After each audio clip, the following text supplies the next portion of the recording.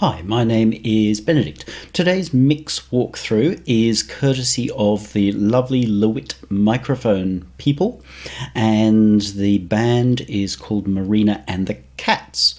They are a neo-swing outfit of some slightly shifting membership out of Austria. Without much further ado, I'll play you my mix. They asked for a creative mix, that's what I've given. I haven't altered the material at all, I've merely interpreted it the way that I feel like I want to hear that being the brief. And then afterwards I'll actually walk you through every decision. That's quite a long process, but you may find that interesting. Let's have a go. Marina and the Cats, Dirty.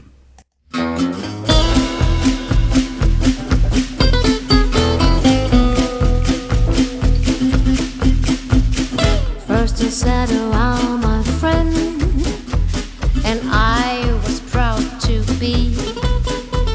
I told you all my crazy plans, and two is keen on me. We hang around the shady bars till the night turns into day. We wear so close, oh my dear, but then you changed your way. You asked me, girl, do you wanna be? You promised not to tell. So I talked about my secret fears, so I can't believe my ears. You talk dirty, you talk dirty, you talk dirty behind my back. You talk dirty, you talk dirty, but now I'm gonna break your neck. You talk about 100 dates and who belongs to the past. Well, aren't you just playing games that never gonna last? And when you showed around the town, you met the folks that I know. Who would have thought you phony bitch? You are about to steal my show. I asked you, gonna be, wanna be, you did not really tell. Being friends for all these years, and I can't believe my ears. You talk dirty, you talk dirty, you talk dirty behind my back. You talk dirty, you talk dirty, but now I'm gonna break your neck.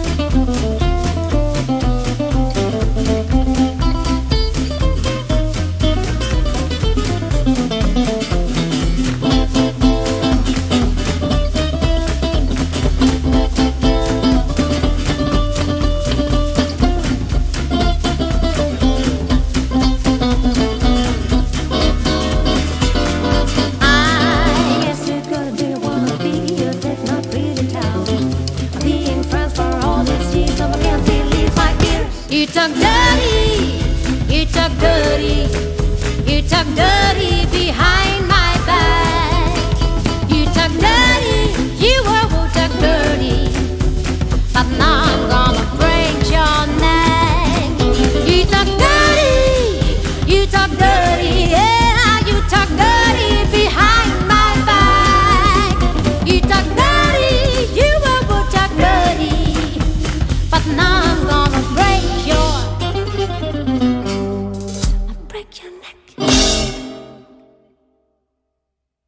There we go, Marina and the Cats out of Austria, their neo-swing track, Dirty. It seems this may be one of the first times they've actually done a serious studio recording. They've got quite a few things recorded, but it seems that mostly they work live as a unit, and in this case they've broken up what they do and, different mics, everybody playing separately.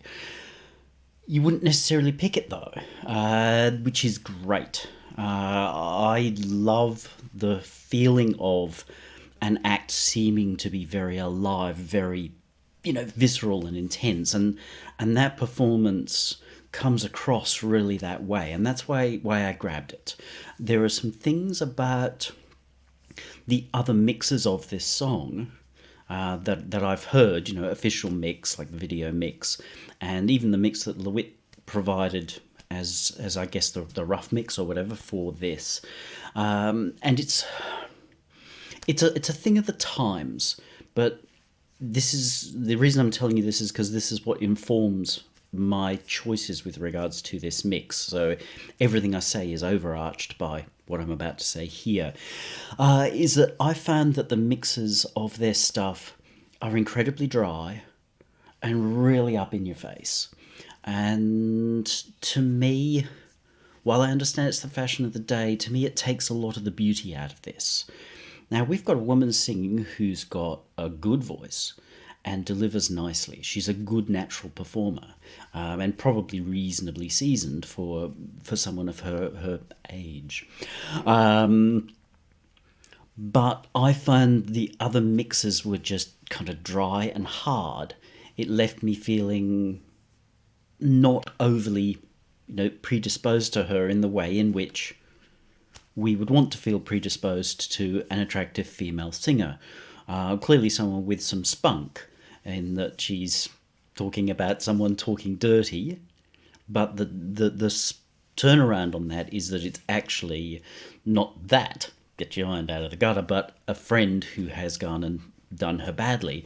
But then there's the twist where it goes over the top, and this is part of a neo-swing thing where they act with almost more of a punk attitude of, I'm going to break your neck.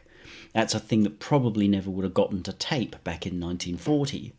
But neo swing can do that. You go through Cherry Poppin' Daddies, and there's a lot of there's a lot of stuff that was over the boundaries of what would have been okay in the day. I like neo swing. I don't have a ton of it, but I do like it. I love rockabilly. I used to be a rock and roll rockabilly dancer myself, so that gets my toes moving. So I really wanted my mix of this to have a different feel, rather than every single instrument up, incredibly forward, almost like that they are equal with each other. I wanted to create a great big sense of space inside the mix. And that meant that I wanted Marina, I wanted our singer really out front, and I wanted to present her as being beautiful. Not just about her looks, but I wanted us to feel that way. I wanted us to feel a bit sort of like, glory days of the 30s, beautiful women in cinema, all this kind of thing. I was looking for beautiful. And that meant that it had to have reverb. It had to have space. The instruments needed to have very much a sense of foreground and background.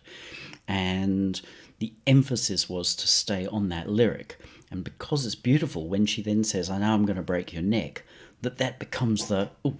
But rather than it just being, oh, look, she's a tough chick right from the beginning all the way through the end, it's to have that swing backwards and forwards.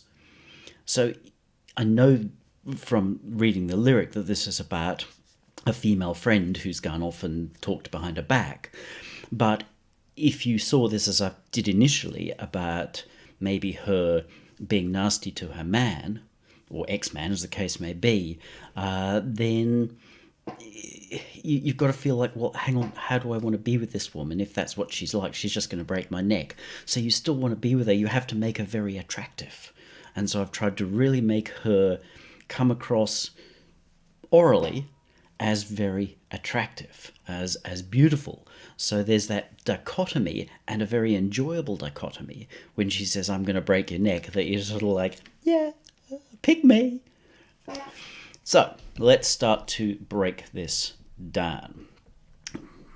Being the LeWitt microphone people, this is the third of theirs that I've done. What I like about their engineering, their recording engineers, is that they send over very tidy work, like really tidy work. There's no sense of, oh, do I have to do this? Do I have to fix this? Do I have to fix that? It's done. So I know that what I've got here is what the band wanted laid down, and it's clean and tidy. There was one pop I got rid of. Right at the end of one of the bass tracks, I got rid of a pop. But even there, I'm thinking, was that left deliberately? But then I decided it could have been, but it didn't seem to be in time. They're very, very groovy and tight with their timing. So this pop didn't seem like it was now I'm going to break your neck pop. It just seemed like a spurious thing. So that's it. There was nothing else that needed to be done. So always full marks to these guys. This is what stuff should be like when it comes across. Always. Because it makes it easy. I bring it in. I've got 28 tracks. Counted them. And the first thing that you do when you've got 28 tracks or lots of tracks, doesn't matter how many, even 4 tracks, you feel this way, is like, how do I get my head around it? There's that sense of stress. But when it's all nicely organised, it comes in, they were all numbered. You can see the numbers are somewhat jumbled up now, but their logic made sense. So I was able to go through and say, okay, here are all the drum-related things, and straight away put them into a group called drums. Bass goes into bass, and then I put rhythm into a rhythm bus. Guitars, I discovered once looking at them, initially I just put them all into guitars, but once I started looking at them I realised that it was a guitar A, a guitar B, a couple of different tracks of each of those, just different recordings, different mics, looking for different feels, showing off their mics, no doubt, and good on them, because the recordings that come across are actually really lovely, clear, clean, detailed. They don't feel coloured. Some people are like, oh, I want really coloured mics, and I'm not saying anything one way or another about LeWitt mics, because obviously I'm not hearing the original performances, I'm just hearing what is on tape here, but they feel really nice, like you feel depth in them. So in that sense, I would never be saying to the LeWitt people, oh, you better get some proper mics. And I'm not just licking their backsides because they're giving me free things to mix, but because as a mix engineer, you do like to have clean and deep sounding things. Really poor quality mics, and to be honest, about the only really poor quality mics these days are the ones on the fronts of iPhones and things like that. I'm running a Behringer Ultra Voice here, which is like a dirt cheap mic. And I'd be delighted to have a LeWitt if you want to send me one. And even there, it's got quite a usable depth to it. So you don't have to fuss too much about mics and pre's, but it does make a nice difference if you get a good quality recording. So put guitars and everything together, got my vocals, put them together into a group, and we'll talk about the effect sends as we got. So first thing, everything tidy, everything nice and easy. Really, really good. We will turn off our mastering stuff because we can't have that doing things in this situation. Because I just want to show you what I've done, and that means we have to start from the beginning. Now we'll pull this back to about -12.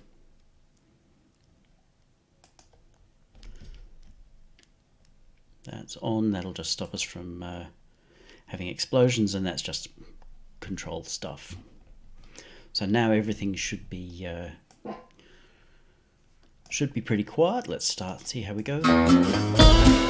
Yep, cool. So we've got that right. We'll get rid of the rack for the moment. Sorry, I'm now working with 3 screens, so coming down into one screen is like, ooh.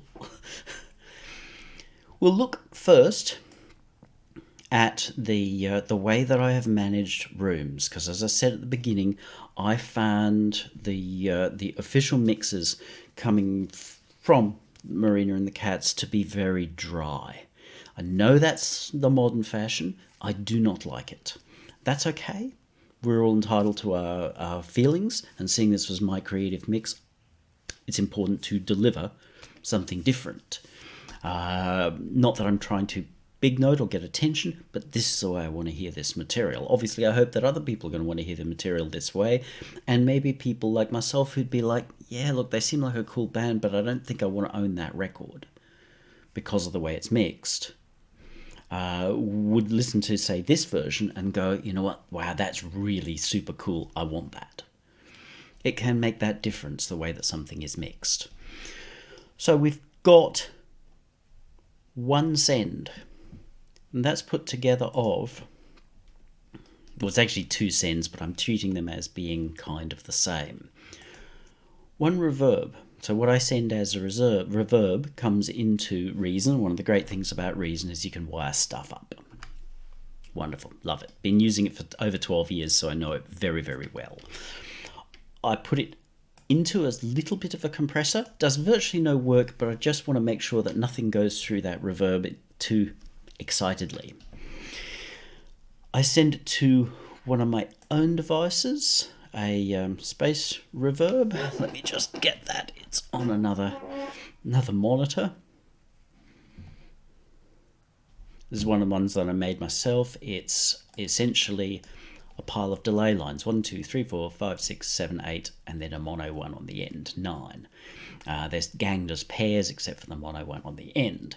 It is deliberately like a very early, somewhere between tape and tank kind of a reverb. It uses reasonably long times. You can go out to 500 milliseconds, so it can get very rough. You can really hear the taps. And that suited me here. I've got the first tap being a little lower than the second to give a little bit of that bloom feel that you get in a room. When you get a nice bloom reverb, you used to often in digital reverbs have one or two presets called bloom. And one of my first effects units was the Alessis MIDI effects, and it had a pair of bloom reverbs, and were they just gorgeous. So we've got the space reverb, which goes through a pair of, I'm going to have to leave this monitor on to go rescue all my my VSTs. Forgive me. There we go. It goes through a set of filters. So these are actual, Minimoog SEM type filters, synth filters, to hack a little off the angles and taking a reasonable amount off the top there. I have this as a almost preset reverb at the moment. I did chop a little bit more off to darken that room a little bit. So it goes through that, but it also parallels, because this reverb comes in and goes off to two units at once. The first one being the space, and the second one being the RV7000, which is a very, very clean, almost neutral sort of a unit. So on its own, you can feel it's a bit flat, but you combine it with other things, especially like a rough, chunky reverb like this, and you get the best of both worlds. Smooth, clean, tidy reverb combined with that chunky, rough, very modulated kind of a reverb, because we've got couple of LFOs hacking away there, moving all these delay lines around. So that's the reverb. And then there is a delay. Using a tape style delay, I use the echo on everything. And not a lot of feedback, it's really just an echo here. A little bit of tone control there, top and bottom, quite a bit of diffusion, so fattens it out, some wobble, so randomly moving that pitch around, and then LFO. And it goes to both of those. You'll see where the sends are on, it's really pretty equal all the way through, except at the end. Rather than coming back in through the returns, this is sent to a couple of channels, which are then bused to the effects channel, and then the effects channel actually is sending back to itself. So the effects channel, which is busing our delay and our reverb, collects here, sends back to the reverb, and sends back to the delay. So reducing the regeneration or feedback in the devices here, but actually creating it here. Yes, there will be so many cycles of latency because digitally I couldn't give a flying banana peel. I really couldn't. What that does is create a really nice regenerating fake room. I'm not trying to pretend this is a real room. This is deliberately meant, as I say, to be quite old school faux reverb. No, I don't even own a convolution reverb. I know that RV7000 will do it. I've had convolution reverbs and I put them on initially, you're like, oh wow, great, but then I just feel like it's like sticking one of those Instagram bunny ears on the front of everything. I do not love them. They just don't work for me, even though initially they sound great. I love an algorithm, and so I've got quite a complex algorithm going on there with the pair of them. And the fact that it feeds back into itself means that it does create quite a lot more character, including, if we were to get pedantic, some whines and what have you. But guess what? Find me a room that doesn't have some whine. So it creates its own really natural sense of what it is. So where you hear reverbs and what have you, that's what it is. For the moment, I'll just mute it. We will mute all our sections. So we'll go back to guitars, kill them off. For the moment, we'll just kill off all the rhythms. So I should just have, come back here, sequencer. Yep. Ears, you talk dirty, you talk dirty, you talk dirty behind. And this is where all the magic starts. If you follow me, then you'll know that I always start with the vocals. If it's a vocal track, it's about that voice, it's about that story it's telling, and this is a good story. It's a story with twists. I love those stories with twists. I love country music for where, you know, you done left me and 2 or 3 verses and some chorus, and then there's a sudden turnaround. You know, we suddenly realise that she left him for good reason, or that he was glad that she left him because he got someone better. It's that turnaround, and this has got some of that, and it's really very cool. My back, you talk dirty, you talk dirty.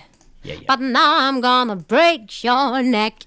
So nice. You talked about 100 dates, Nice vocal. and 2 belongs to the past. Plenty of room. Again, everything from LeWitt's nicely recorded, so there's plenty of space. The only single track on here that came across loud was the DI for the bass. Well, aren't you just playing games? That's really dry. And as I've said, and we'll keep saying, I find that too dry. It just doesn't please me. I want this to please me. I want this to excite me in several ways, yes, including that way. Because that's what it's about. So the wheel will bypass all our things that I have done. I've shown you the reverb. Never gonna last. And when you showed around the town, you met the folks that I know. In many ways, we've got an American style presentation, but sometimes the pronunciation's a little kooky because she's Austrian. But I think that's cool. I love hearing European voices on tape, you know, like Front 242 or Aha, and that unusual approach, because you end up with a really different character coming out of those vocal cords because they're being used differently from the way us English people use them. So that's good, adds character. Who would have thought, you phony bitch? You are about to steal my show. She You modulates herself well in You performance. changed your way. You asked me, girl, do you wanna be? You promise not to. That's a faster section. She knows that there are backing vocals there, so she actually reduces her level a little bit. It creates a bit of intimacy. Would have been tempting to say, okay, I've got to ride that level and push it back up so it's all the same. No, because that's the nature of the performance. She's coming in. So we've got to leave that there. If we get rid of it, again, it's just right up your nose, not comfortable. When I started processing her vocal, I started in the way that I tend to do it. All the other vocal tracks that you've seen here, I'll grab Selig's leveler, bring up the levels so they're more even, and I got there and I thought, this is absolutely not what I'm looking for. In this case, I've gotten that sound and it was nice, but it wasn't what I wanted. It wasn't what I wanted to bring out in this performance. I was thinking, well, what am I going to do? What other thing would I use? I just use a straight compressor or something like that. And then I thought of this, the SKP Fat 50 or Fatso. And the last video I did was actually on saturation, and I actually bypassed this one on showing it because I will be honest and say I've had a funny relationship with it. I rarely actually end up putting that on anything. I might pull it out, but I don't get the results.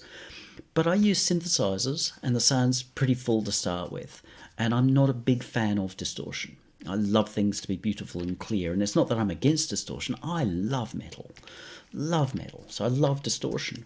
But there's a certain thing where I like things to be clear, and this doesn't always give me clear. But I thought, let's try it on here. And I actually thought, let's try the valve version, which is the thing I use least of all on this, because it just goes straight to kind of crunchy, chewed up. Ugh. But I also know that real instruments behave quite differently from synths. So put it on and blow me down if it didn't suddenly sound great. So I talked about my ears. You talk dirty. All this is now I can't believe my ears. You talk dirty. You talk dirty. You talk dirty behind my back. You talk dirty. You will talk dirty. But now I'm gonna break your neck.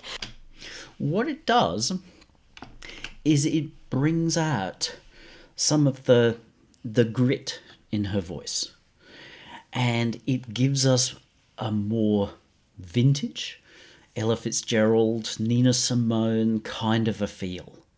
So it takes these mics that seem really quite clear, and it gives and that becomes the platform then on which we add that beauty. So by going back to our reverb, which we will keep on now,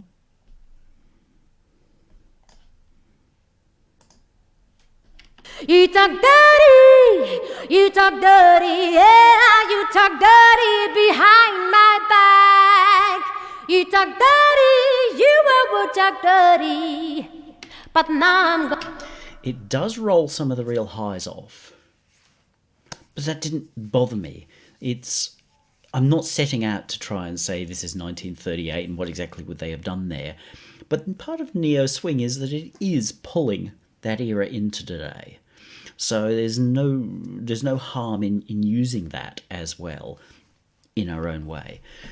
So I really liked the sound that we got by giving her a bit of drive. I did back that off a little bit down the track because sometimes it made things a little harder to hear. Lovely sound, but a little harder on her diction. And we've got a balancer too, but that little bit of really, with the reverb, beautified her voice. I then whacked her through this. I'll break your neck. All this is now I can't believe my ears. You talk dirty, you talk dirty, you talk dirty behind my back. You talk dirty, you will talk dirty, but now I'm gonna break.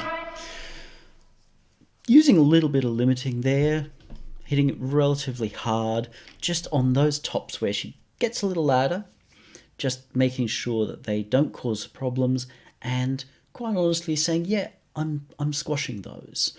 Because at that point, while we want a really dynamic performance and a lot of space, we want to make sure that she's really kind of, not being sexist, but in her box.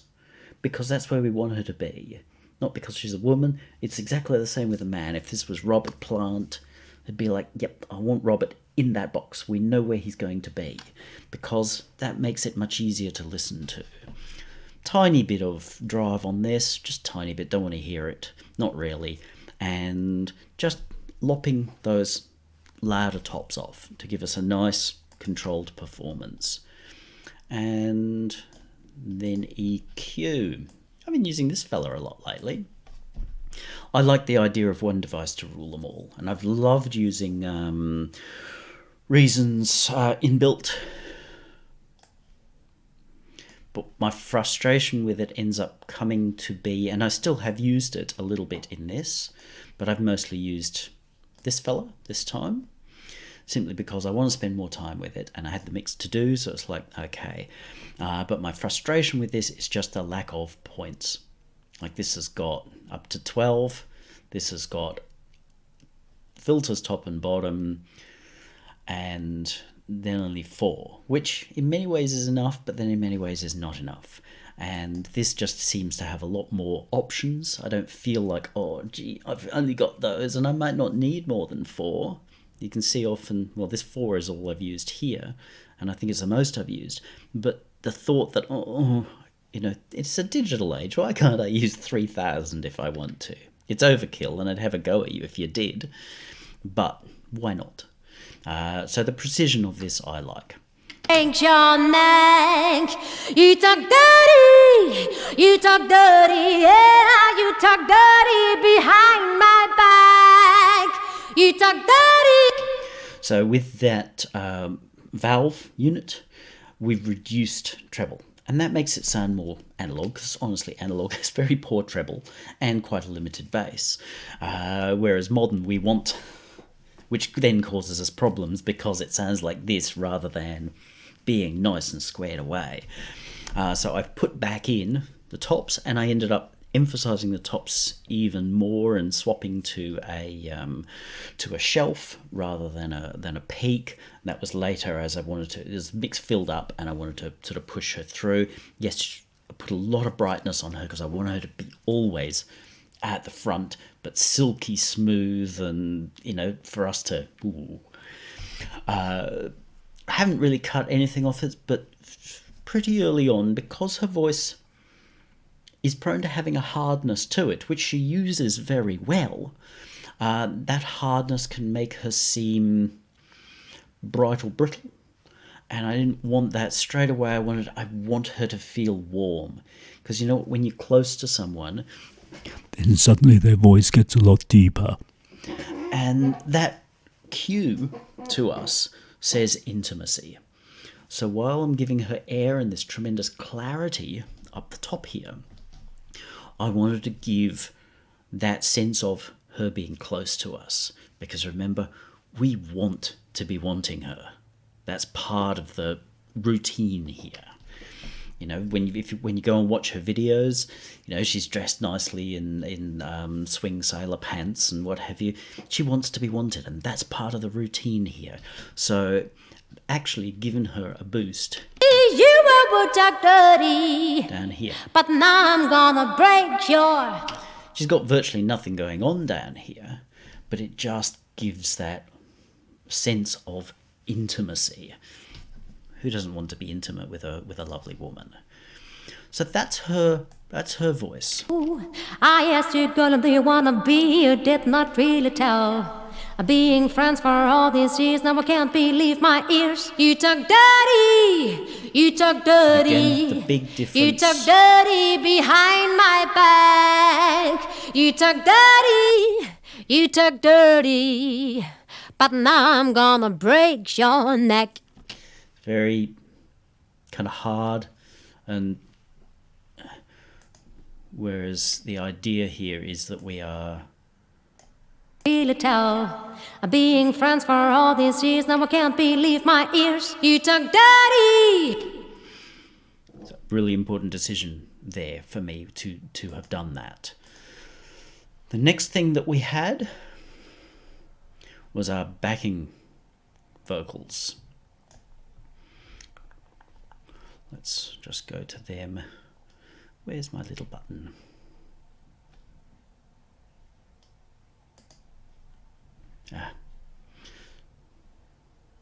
There we are.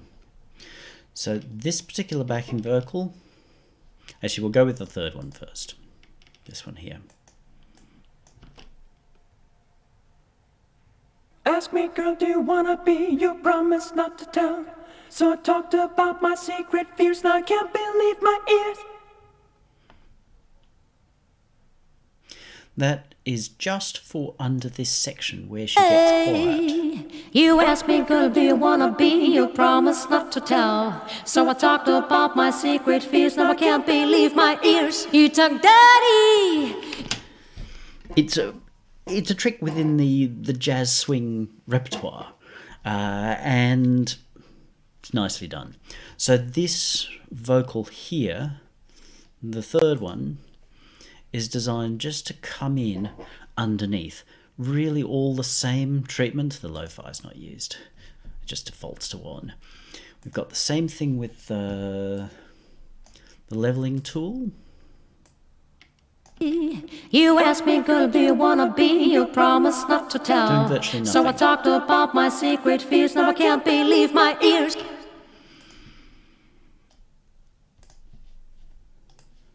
Our EQ.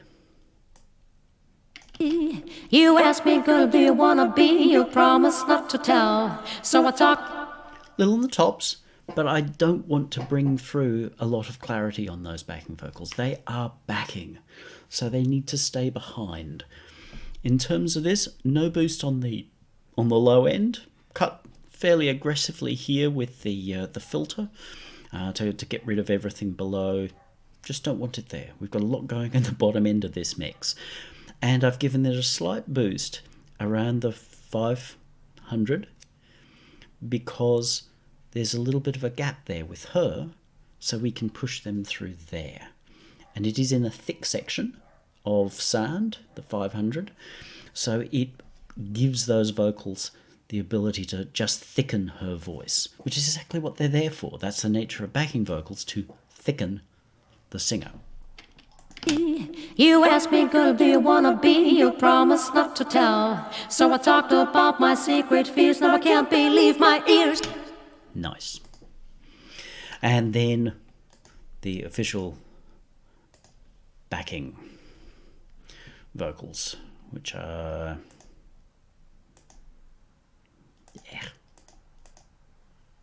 these ones here. You took daddy. You took Dirty, dirty behind my back. Dirty, dirty, dirty. See how hard I'm hitting them with the limiter. I've put them into the limiter first. Dirty, And I'm kind of slamming dirty them. behind my back. Essentially still the same settings as her vocal on this leveler. I've tried to keep all the settings relatively similar because if this were a performance in the late 30s or the 40s, they actually would have had one mic. They would have stood around a mic in a room. Probably would have been hanging like a, the box announcer, a hanging microphone, and they would have stood around it. And the recording engineer would have said, no, you need to step forward a little bit because you're too quiet. No, drummer, go back a suburb to get the balance. So while I'm not playing exactly that game here, I could have, and I actually considered saying, let's bus them and process them in the bus. But it is neo swing, so I didn't want to be pedantic about that, but still to have some of that feel. So using these tools that are simple and have some of that feel, but really flattened the backing vocals so that they don't compete with our lead vocal. So I've left her fairly dynamic, and these ones just come in as a block underneath her, not just fattening, but kind of like sliding bricks up behind her. Dirty, dirty. Then they've gone into our valve, not pushing that hard at all, but that's taking a pretty solid level in because we've got that running hard. In terms of our EQ, Dirty, dirty, dirty behind my back. there's a tiny boost here on 5 just because I'm rolling off here, again quite high. I don't want to mess with the bass in the instruments because there's plenty of that. But I also didn't want to lose here. While there's not a lot going on, I didn't want it to sound thin, and there's that point between getting rid of what doesn't serve the mix and making something sound thin. When it's soloed, yes, it'll still sound thin, but you listen to any of those classic albums, Steely Dan or whatever, and when they solo an instrument or a vocal, you go. But then when you put it back into the mix, you're like, it's how they work together. So, but it just got a little too thin, so just put some of it back there. I cut here because it's kind of thick, which is good. Dirty, dirty, dirty behind. But we've also got a lot of other stuff happening in the mix around there, so I've pushed them through slightly at the 1000. My bad. Dirty, dirty. So it just gives them a unique point at which they push through the mix just slightly. And it's different from the point that we used in the little section just before. You asked me, girl, do you wanna be? You promised not to tell. So I talked about my secret fears. Now I can't believe my ears. You took daddy. By using different points at which we EQ those sections, we change what we're listening to. So during the ba ba ba ba ba ba ba ba, we're being asked to hear here, and then melodically they modulate up into the chorus, but I also follow that with the EQ. Suddenly we're going a little bit on the brighter, so it lifts us. It suddenly makes that chorus more exciting. Not that it really needs it, but that's my job to really give people the cues as to how they're supposed to feel at this point. Kind of like in a horror movie where you're supposed to be afraid, then suddenly they're playing minor seconds. That's a cue to tell us how to feel, so we don't have to be unsure how we feel. It's easy for us. All of those, as you see, are bussed, so they're summed to the bus, and then they're sent to our reverb delay combo, our room. I put a little more of her directly into that room as well, because I want her to be the most beautiful element in this whole mix. And reverb helps to do that. Fills out, smooths off, kind of like wearing a corset, fills out where you want it to be filled out, smooths the lines. It's exactly what we're doing here. So that's our vocals sorted. Next thing for me is always what's carrying the melody. It took me a little bit with the guitars to get my head around them, but what we have...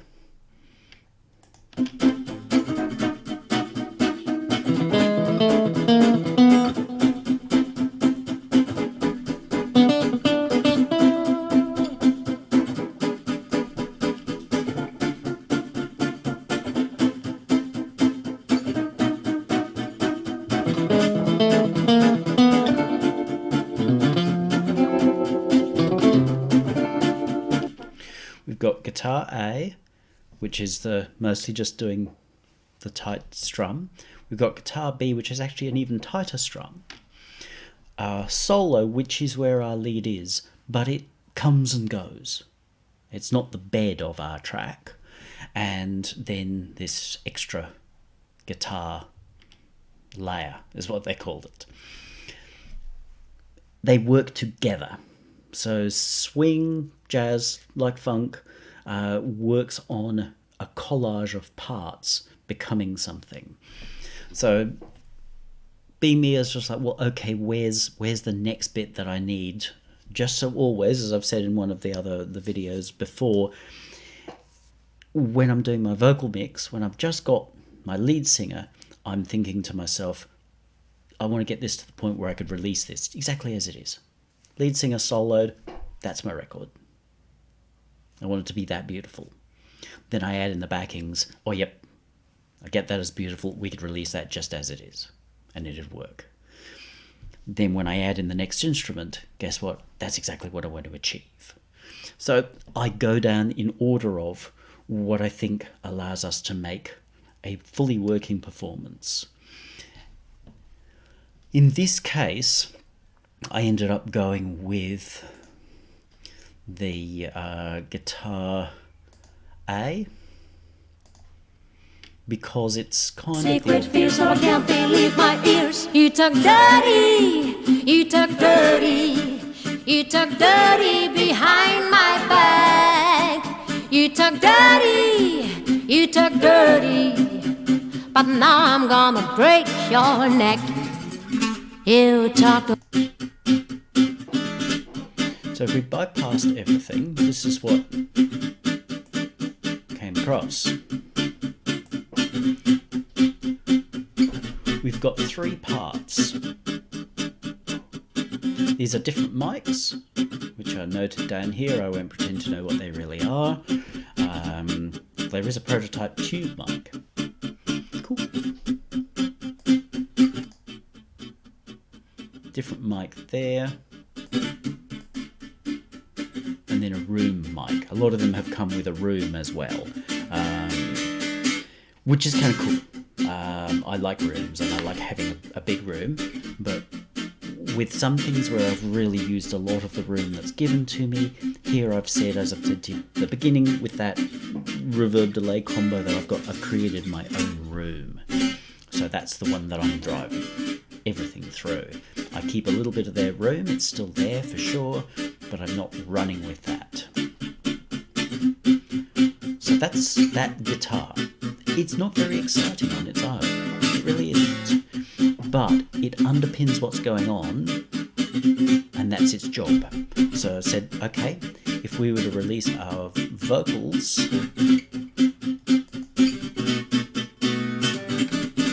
And who is keen on me? We hang around in shady. I don't like that because I can't hear the reverb. Ugh. So we muted those. Bars till the night turns into There we day. go. We were so close, oh my dear, but then It works. What I did to that guitar, and it took a few goes around to get what I wanted out of them, there was a little bit of panning, so guitar A is off to the side.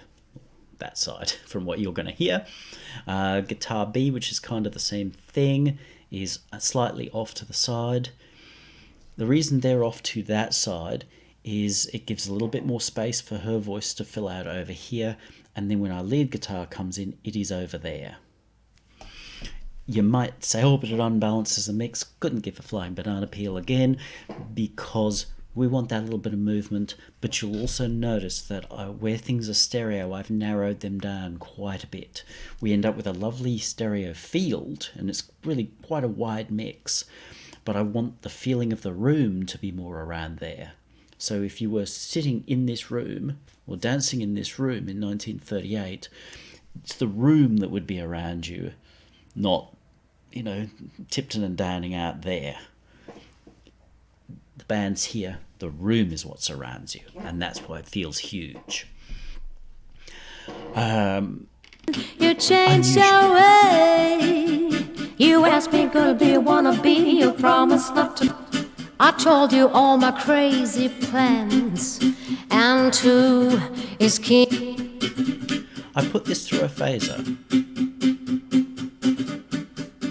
because it sounds kind of the same all the way through. It needs to move a little bit so that it can still have some presence in the mix. By constantly moving itself around, we constantly keep noticing it because it's changing. I've matched it roughly to the timing, so the LFO in here roughly matches our timing, so it's along with the tempo. Tiny bit of overdrive on this fellow on the front of it. Yep.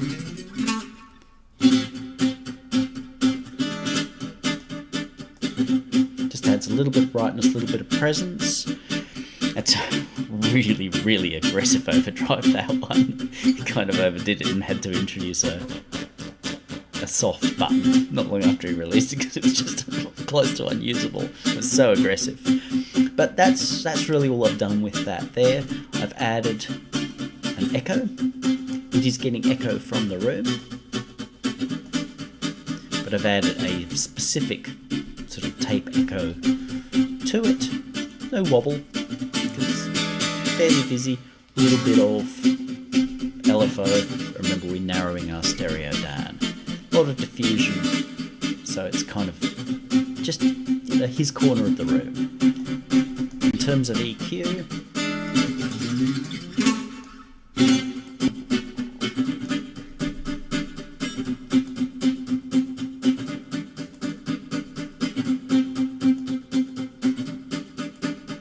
the difference is very subtle. I wanted to bring some of that out. It's a wooden guitar, so I want it to sound like wood. I know there would be a great tendency to say, oh no, but that sounds woody, it sounds honky, man, you don't want to have that. Can't get my setting back. And they would have been doing this. But no.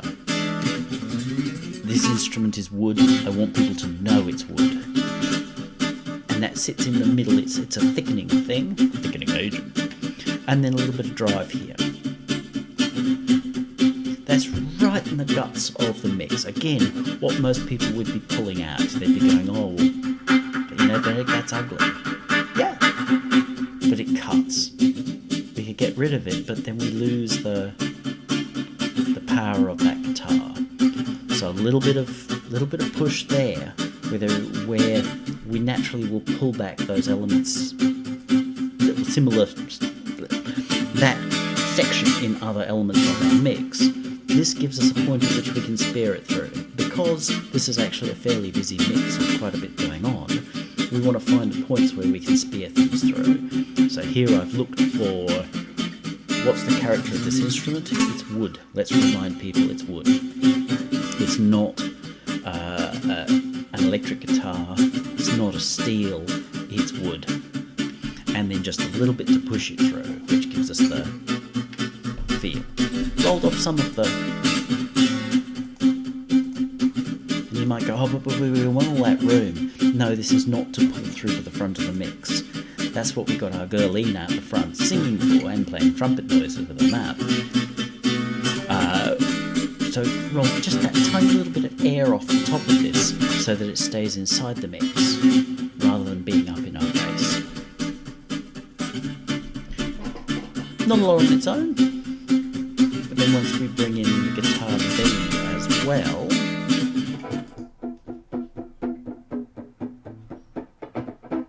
which is this, is a sort of cool sound. I'll turn off what I did to it.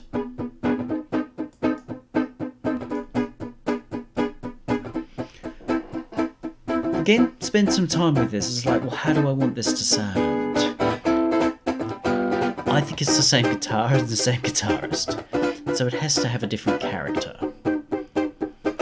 So how do we do that? So to start with, I've given it actually a chorus. On those notes, it sounds lovely. Especially at the beginning there, you get the sort of baritone rock and roll guitar sound. Lovely.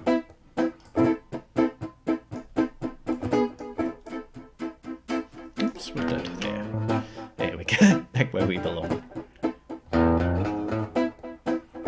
Echo, a little bit of time on that. Wobble and LFO. No diffusion, but a bit of filter to keep it dark.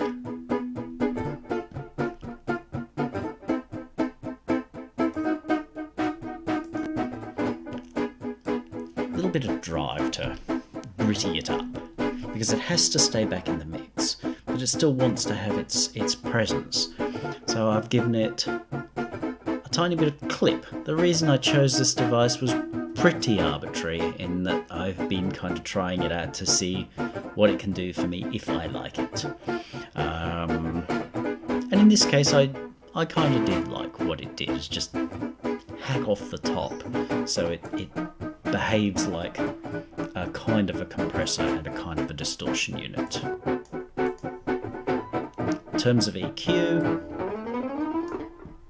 we're looking for more warmth. Remember, the other guitar we wanted to tell people was wood.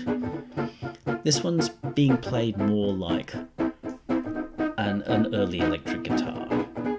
So it can be a bit full here, because it's meant to be a full sound. Rolled off quite a lot up here. Yes, it does mean that it doesn't cut the mix as well, but it's really playing along with guitar A. And guitar A is always going to cut the mix more because it's brighter.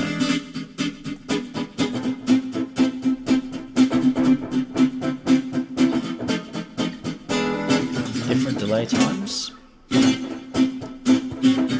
I do not set by BPM. Not only do I not know the tempo of this track, but I deliberately don't set by BPM, I just set by feel.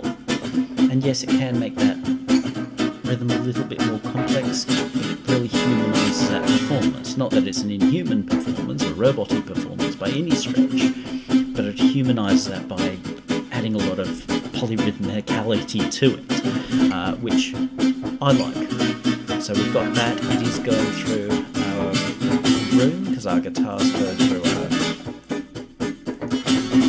our room, because it's important to keep everything in that space. Things have got to stay together. Next, guitar. That was, well, we'll go with these guys. Actually, these pair of layers. Now, where do they... That's lovely.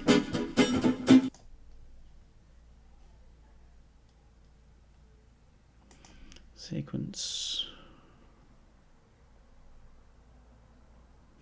So that's them here. Why am I not here? Ah, there they are.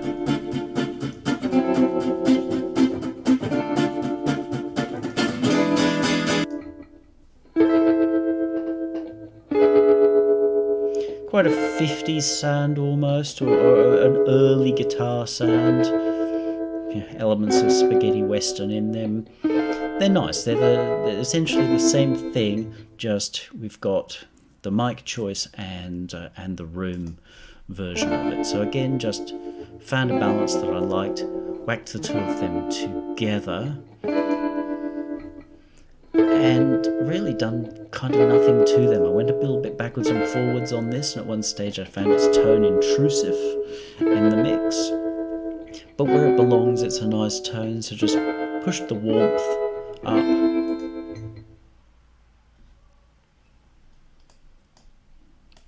Let's get back to where it plays.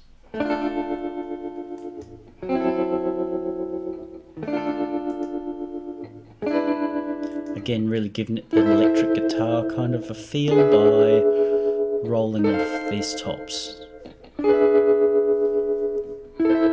So a nice warm sound, and that's it. He's nothing done to that other than letting him go through the reverb. And our last one is our solo or lead guitar.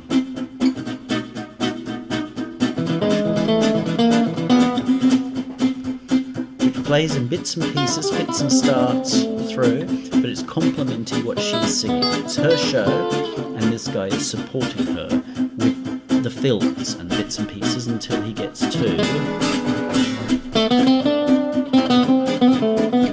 this bit.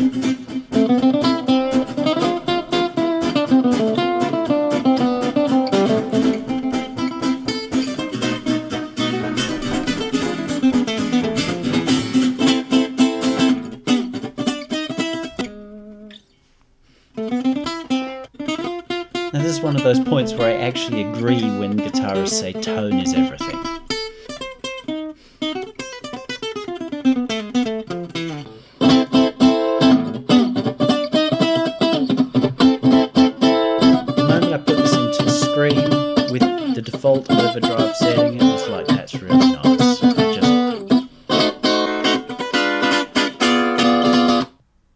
Sits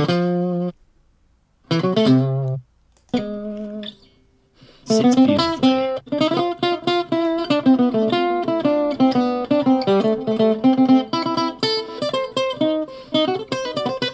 It's got a kind of a Spanish feel to it. Nice playing.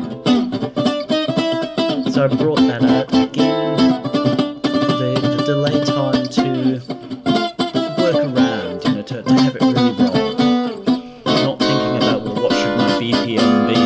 It's like, where does it roll? And it rolls nicely, with that tone and those echoes, which are fairly dark after that. That rolls really, really nicely. And then when it goes into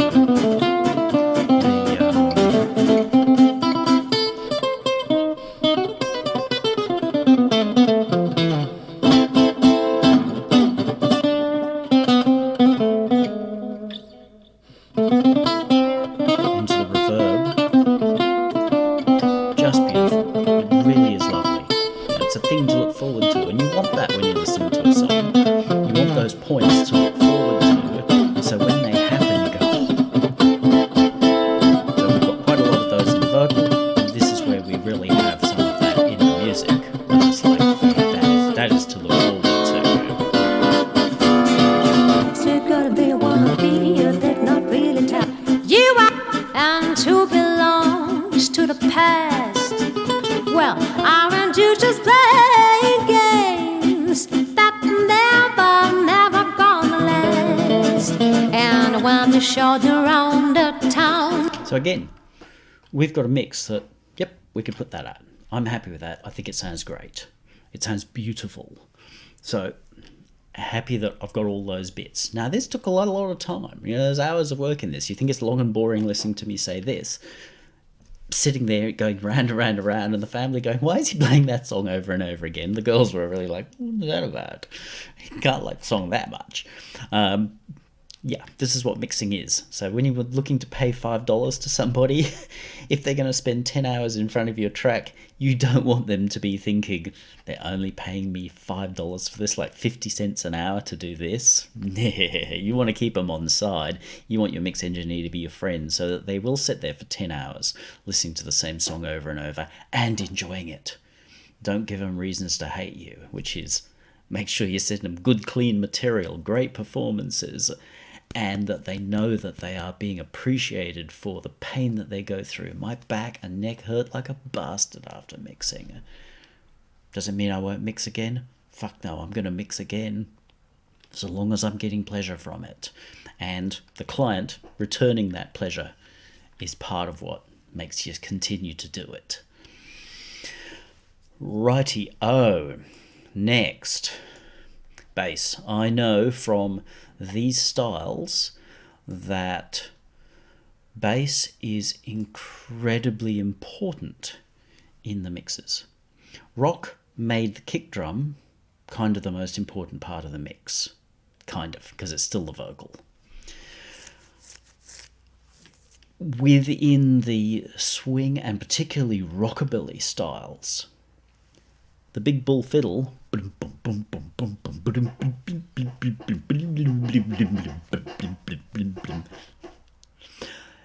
is an integral part. And if you watch rockabilly acts, it's not unusual for them to not have a kick drum. Stray Cats, there's not necessarily always a kick drum there. I think in their mixes and what have you there is, but Runaway Boys, who later became The Living End in Australia, started as a rockabilly band, and there was the three-piece with guitar, big bull fiddle, and snare drum. So the way that bass is used actually provides the thump of the bass drum. And the double bass is enormous and has a really low resonant frequency. It is. If you haven't watched the film that I just scored, a little short, Daedalus in Danger, Star Trek thingy, watch it through till the bad guy gets blown up. A lot of the whoomp in that actually comes from the double basses in the symphony orchestra collection, because they're recorded really lovely and they've just got such a lovely extension into their tone. No need to mess around with sine waves or any of that kind of fuckery that goes on with techno. It's just there in these big bull fiddles. Now I know that he's using an electric bass in this, but the feel that I want is that feel of the stand-up double bass and that big, beautiful bottom that it has. So, bass before drums. Proud to be I told The parts I got were... This is the one that was really loud. Now you can tell that that is an electric bass. I assume with a pick, don't know, don't care really. And they've mic'd this. Not quite sure what they mic'd. I'm assuming it's not a cabinet. I'm wondering if they didn't actually just mic him at the strings on this guitar. He seems to have almost like a teardrop or something like that. It's a slightly unusual instrument, you know. It's not just like a Yamaha or something. It's a quirky instrument. So the two of them together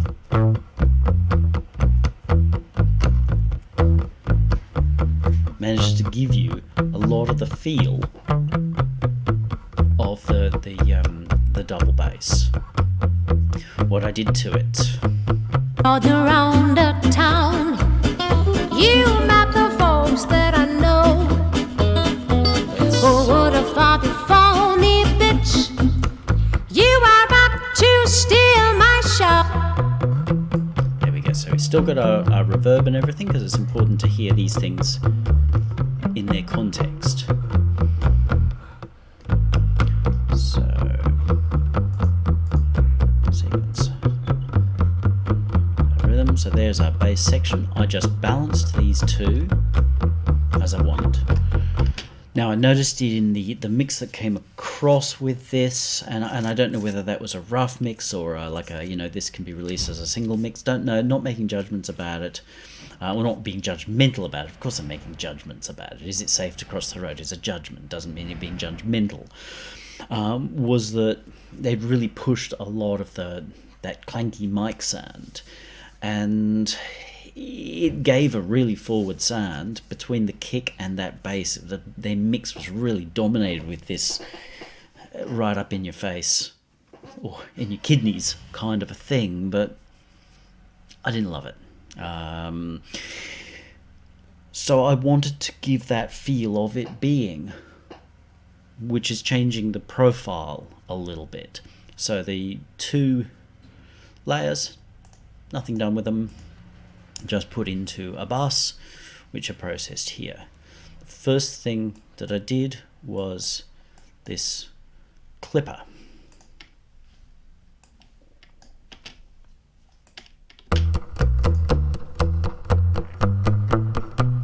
I didn't want it doing a lot.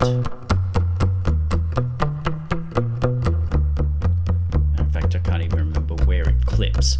I've softened the clip a bit, really just, if anything, there's just kind of nothing, but I wanted to make sure that it didn't at any point get a little too excitable and overdo the mix. But where it does come in, just kind of lops and gives you that sort of hard, slightly overdriven sound. Very, very little going on there. Or might go better when it's on. There we go. But because this is softened,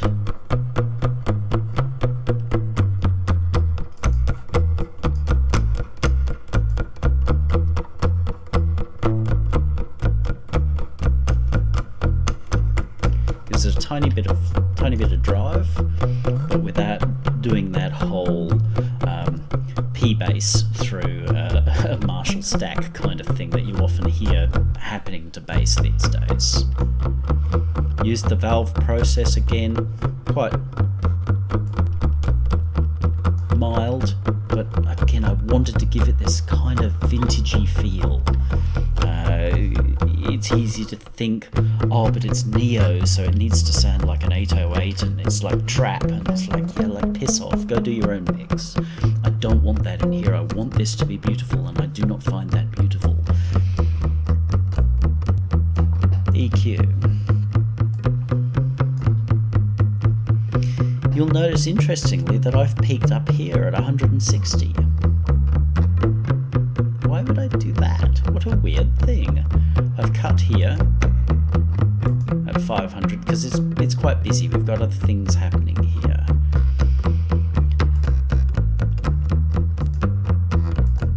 And then taken off a bit of the treble. I don't want that because we've got a lot of treble-y stuff. Thank you. We've got a lot of treble-y stuff happening with the guitars and her singing. I don't want that to intrude with that. This is to be behind and big and not to be trying to lead the mix because it's a busy mix. So that's why this is rolled off here. It's not gotten rid of. It's not filtered like the guitars to give them that sort of electric guitar thing. It's just, let's pull that back a little bit. But I've boosted here, which is a little unusual. But the logic is this. When we look at the kick drum, I've boosted that. Normally I'd boost the bass, but I've boosted the kick drum.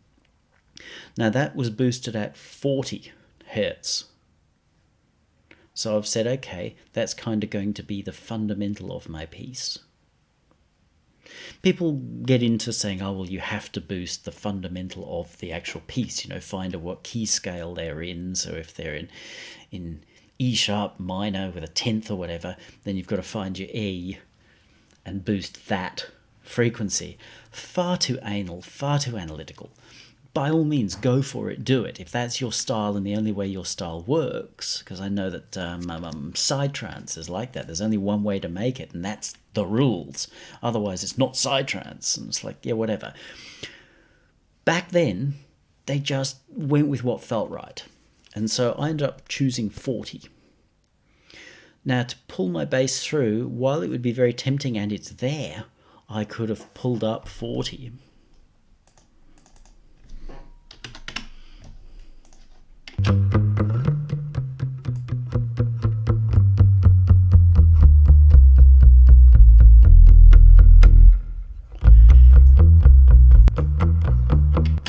The thing was, it wasn't going to give me the result I wanted. Therefore, to make that bass have presence and to feel a lot deeper than it really is, because this electric bass doesn't have that presence of a double bass, that sort of natural resonance of air that's really low. I said, well, we need to look at the overtones, which again is very, very common in mixing of bass. And you say, well, okay, the amount of energy I have to put into, as you saw, the amount of energy, 24 dB there at 40 hertz to really get that feeling of, that's impossible to work with. So first overtone would be 80. Yeah. But in this case, I went to the second overtone, so 160. Basic rule of thumb is each octave, double it. So we're working on the assumption that at that point, our overtones, our harmonics are going to be in octaves. So I've boosted out a little bit at 160, and to stop that from seeming too boxy, and remember, a double bass is just a big box that's big like this to emphasize bass, but we don't want it to sound too boxy in the mix. I've just given it a fairly equal cut just above it, the old Pultec trick. On its own, within the mix, you might go, yeah, that's not overly inspiring. But see how that punches. It's because we've got our drums in. But still feel how that punches.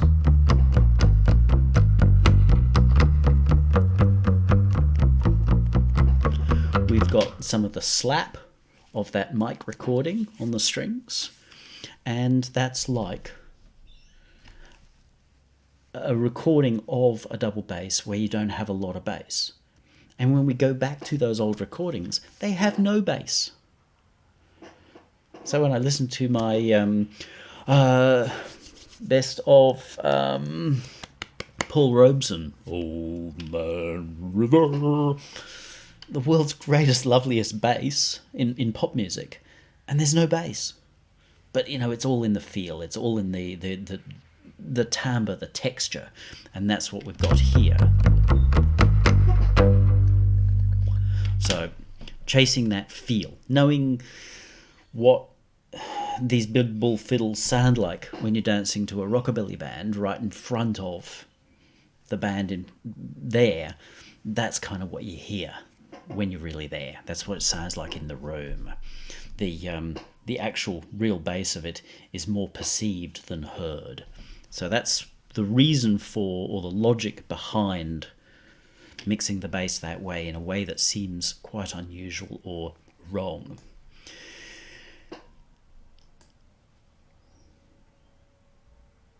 We'll leave all of that as it is, and now we'll start to look at these drums. We'll mute our way through them.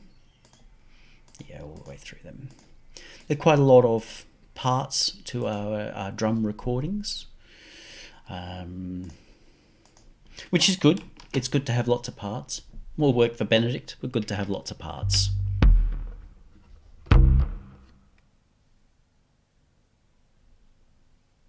Oh, got to the end. Let's just mute our bass for the moment. Now this is where I took our parts. Actually, we'll just solo them. That, and that. So we've got a mic on the beater, a mic on the inside, I believe, of the kick drum, and then a room mic. So I've balanced those up the way I feel. Now, that one from memory is the one that's got all the welly in it, which is normal enough because the beater is the click. Yeah, that will be the welly because you can see it's late, because naturally the bass speaks slower. And then the room just gives us a little bit of brightness, a little bit of space around it. And remember, with this mix, I really want that feeling of space rather than pushing everything right up into your face. I want space. And to have space, things have to be, well, not as loud. There has to be more around it. So that's our kick. Now, the processing here is I've pulled out one of the few compressors that I really enjoy using. The leveler that you see, the ADHD, I really enjoy using that. That is just a throw shit at kind of compressor, and that's really nice. You've got to check your outputs because it comes out far too loud and with far too much drive on it. But yeah, once you tame it down, it's a joy to use. This one's a lot more finicky. If you're in the VST world, you'd know it as Molot. But in the rack extension world, the code's been tidied up a lot, and it's not a pig on CPU, despite having upsampling and what have you. Often on my own work, I often turn the upsampling off because it's really not needed, and it's just going to waste cycles, but it doesn't cause me any bothers at all. It's a nice unit, but you've got to take your time with it. So what I've looked for is the ability to just control that kick, because as you hear there, it kind of spreads. Sorry, touch the mic. And I don't want that happening in this mix. While on its own it sounds great, but it's kind of spread all over the place. I've rolled off some of the lows on the side chain. No, it's not an external side chain. I haven't lost my wits. But just rolled off some of the lows because I'm using those to define my mix. It's quite a slow attack. It's really only the whoop on the end that I'm wanting to minimize. So on the release. hard on the knee, and really not a particularly aggressive ratio for this kind of material. Just looking to take a couple off. When I was soloing this and just working with the drums, I was taking off probably twice that amount. But once I got to the point where I was bringing my rhythm section together, which you'll see in a bit, it was then too much. And that's not abnormal, so I went back and some compression there, some compression here, collectively the right amount of compression.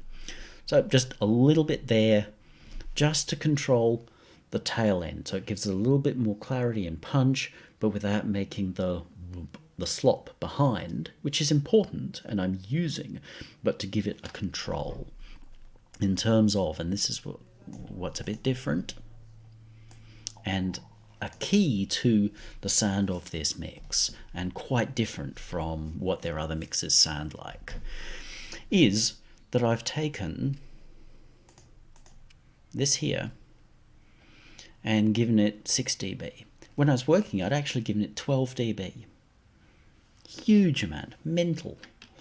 But I really, as I said, I wanted to say that's the fundamental of my piece. That's where my piece is resonating, like its room resonance is 40 Hertz. Roll off underneath it, because especially with that much boost, we don't want any what else is going on underneath there.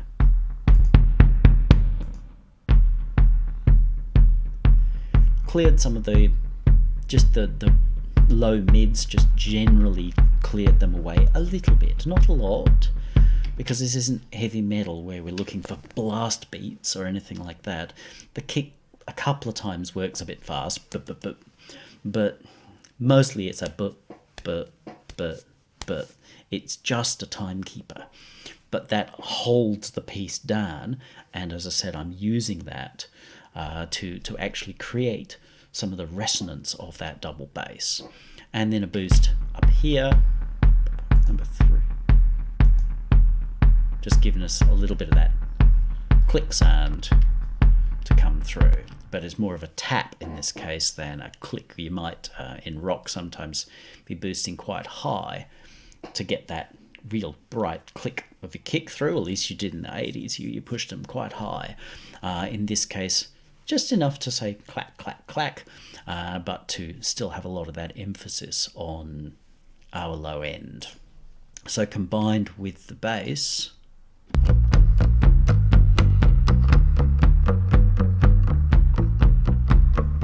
rhythmically very nice from the players, very nicely done.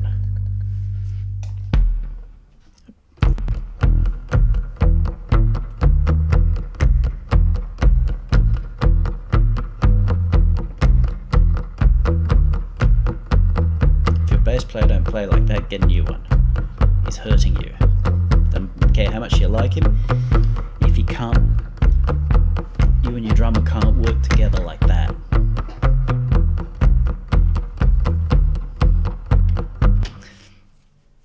That's lovely playing. It really is. It makes it a joy to mix, because once you get that pocket right in your mix, they've got their pocket right in the performance, but when you get your pocket right in the mix, you pull the two together and it's just joyful.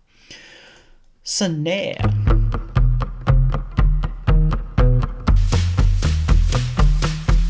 We've got, again, 2 halves. The mic on the snare and a room. This one was quite intrusive initially, I'll be honest. Balanced them up, put them into the thing. Again, because I'd done this to the kick, I did this to the snare.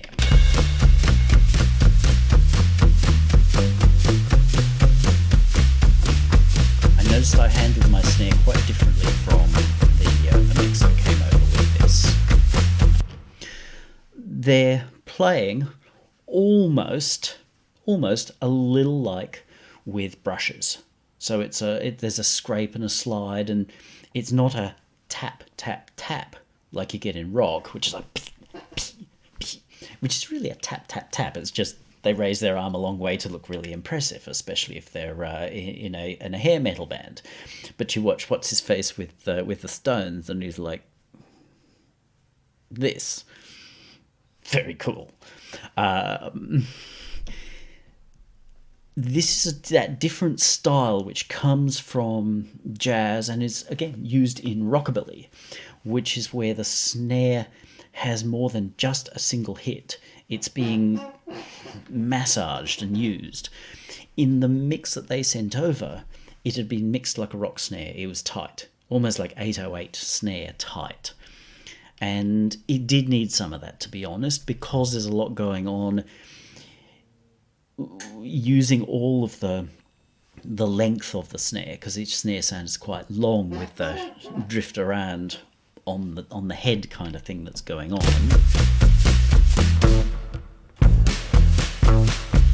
When there's not much else going on, it's quite cool. But we'll put our guitars back in now.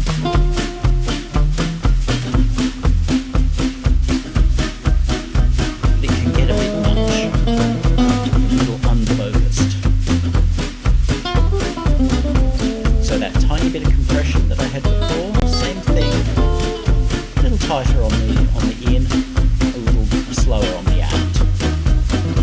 So I'm looking just to be able to catch those beginnings, just to emphasise them, but not to chop away the other stuff that he's doing on that pad.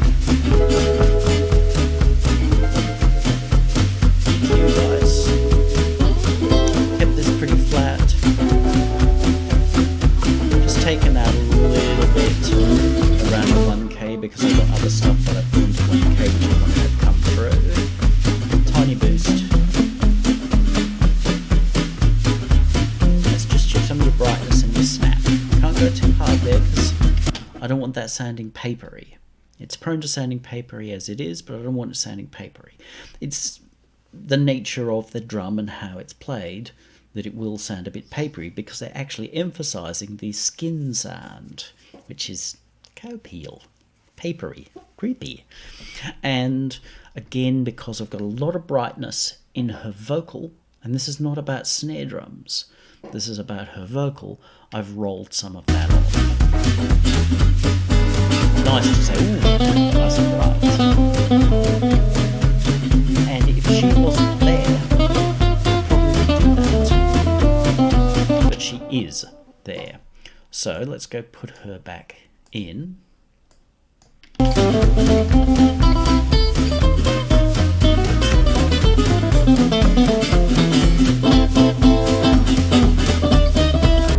talk dirty behind my back. You talk dirty. She's fighting with the snare. She should not be fighting with a snare. That's cruel. That's mean to do to her because she is the song. That's why it's Marina and the cats. Yeah, there's some cats. We're not interested in them. We know they're along for the ride and we need them so that we can have all the other cool stuff happening. But it's Marina. That's what she's here for. So we don't want her having to fight with the snare. It's just mean. So rolling some of that off because we're letting her really own this space. Dirty, but now I'm gonna straighten your neck. Job done. You talk about 100 dates. But it's not fighting with her. Really important. Never, ever have your drums fight with the more important parts of the mix. And I don't care if you're one of those people who goes, oh, but the drums are everything to do with the mix. And we hear a lot of mixes like that. I remember watching the Glenn Fricker show once, and he was reviewing somebody's track that they sent in, and he goes, oh, nice lead kick drum. And it was true, because the lead for the whole mix was the kick drum. And I get that you love Bob Rock's kick for Metallica's Black. I get that. And I get that when you make your own and your own track, you're like, I'm a god. But you just shat on the singer. It's not about the singer's ego, it's about the listener, because the listener doesn't actually listen for the kick drums. They think they listen for the kick drums, but kick drums are a dime a dozen. Every goddamn song has a kick drum. Doesn't matter what genre you're in, with the possible exception of classical, they've all got kick drums. There's only one band with James Hetfield. There's one band with Bruce Dickinson. There was one band with Ronnie James Dio. You get where I'm coming from. Go with what's unique. And your lead kick drum is not unique. So don't ever let your drums or any other instrument overawe your singer. Next element was we had various bits and pieces. So I didn't really bother putting them together other than just putting them into the drums. So we'll work through what we had. Snaps, sequence. These come in every now and then.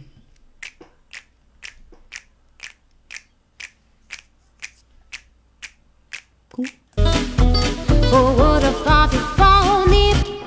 Now again, I noticed that with the mixes that came over with this, they were really quite loud, again up in your face. So they were almost the same, everything in this mix was almost the same volume as everything else, except for the kick-bass combination, which was right up here. And it was so dry. Yes, a lot of my detail sounds in here are not necessarily as loud or as present, but that's deliberate, because I don't want to clutter this mix up.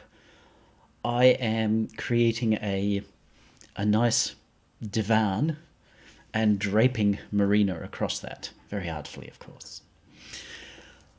And if I create too much complexity of what else is in that room, then we start looking at, oh look, there's flowers over there. That's not the whole idea. We're supposed to be looking at the girl.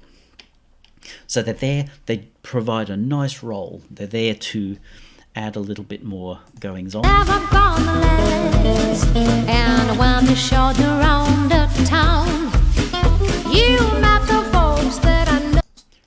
We have a couple of tom tracks. Now, these are obviously full of spill. I think that they did a lot of gating or something in the mix they sent over. I refuse to do gating as a general rule of thumb. I could have gone through these performances. Where are my toms? It's here. I could have gone through the performances. They're not toms. How dare they be there? And chop them off. But the problem for me that comes from this is that I want this to sound authentic and live and like it's happening in front of you. We all know it's not, but it's an illusion, and I want to create that illusion of Marina and some guys hitting shit, but Marina happening in front of us, touchable and all of that. Please don't be too creeped out. And so having tracks turn on and off, because that's what they do with gating, where we say, oh, I only want this bit.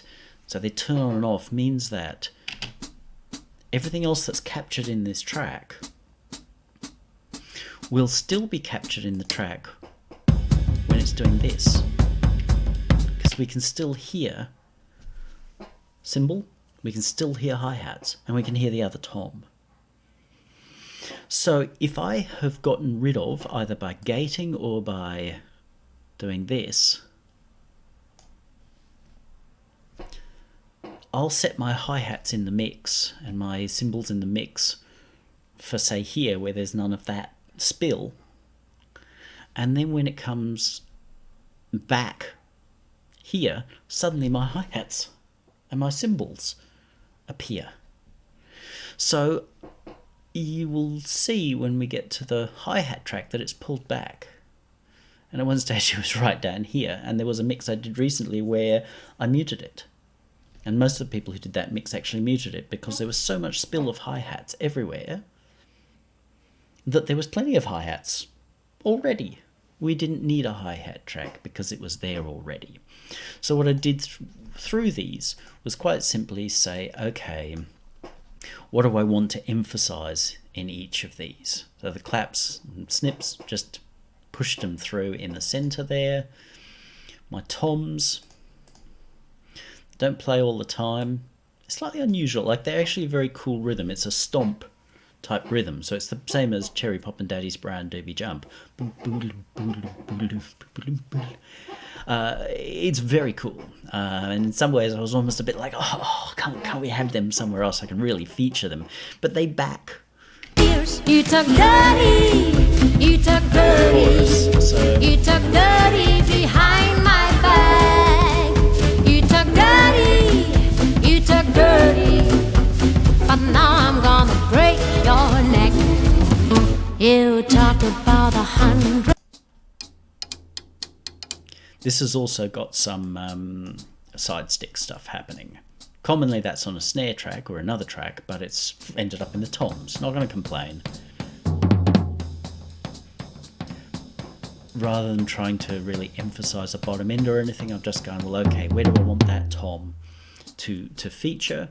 I've minimised the hi-hats to some extent just with the roll-off, but you don't want to roll off too much, even though you could say, oh, well, let's get rid of all of that.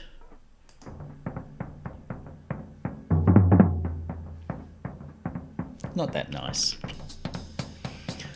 So it's a case of just going, okay, overall, here's what I'm hearing. And that's no problem for me at all because I virtually never break my drums out. In my own personal work, it's my drum machine, which commonly I've made all the sounds with synthesis and everything, and it's always treated as a unit. It's incredibly rare that I break any of those sounds out and process them individually. So this is a very comfortable way for me, no sense of, oh, that's wrong, because it's all spill, and it's a kit. And that's great because it gives you some of that live feel. If you haven't, go grab Joe Jackson's Body and Soul album from mid-80s, 84, 85, something like that. And even just listening to the first track, The Verdict, it just comes in with this... And we hear the hall. And if you read the liner notes, it was all about they deliberately found this hall to get that sound of an old recording in a hall. So it's just, and there's only one way to get that sound, and that's to put those things in a hall and bugger your spill, bugger everything else, put a couple of mics on it, that's it. And it's a storming sounding record because of it. Not in the Slippery When Wet storming sounding way, but just that, whoa, there's nothing that sounds like that. Maybe if we go back to old Gene Cooper records or what have you, him playing, but that sound at that time just really stood out. It was like, oh my God, it wasn't the Stone Room with Phil Collins. It was a great big hall, and that's what I'm trying to bring in with this, to sort of say I'm going to treat my kit as one thing in the room, which is why I kept... Break your neck. You talk about 100 dates. the send on all the time. So it was always going to be in this room. Once I'd set up my room for her, everyone else was going to be in that room. No options. You don't want to be in the room, you can just piss off. I'll go hire someone else to play your part. This is how it should be. So it's the way that I believe that mixes should be, not sort of saying, oh, well, you can be petitioned off into a whole other room. No, well, this is together, especially for this. It wants to be really together, alive, everything interacting with everything else. So we got our tom parts, which were quite honestly just to bring out the character of each of those instruments, without really worrying at all about it. You talk dirty, you talk dirty.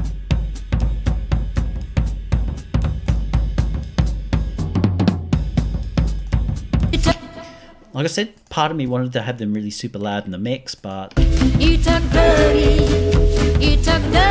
behind my... they're just there to add more interest and intrigue in that chorus, which is super cool. By the time you've heard it enough, it's like my partner's out there singing it over and over as things are going on. It's really gotten into her, which is great, because that's exactly what you want. A hi-hat. This is the one where I got aggressive with the spill.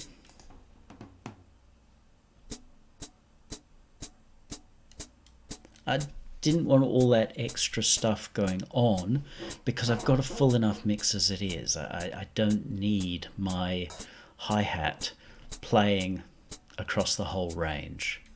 So seeing this is only going to be used to push the hi-hat, I just slayed everything but what I wanted. There was the frequencies that I wanted.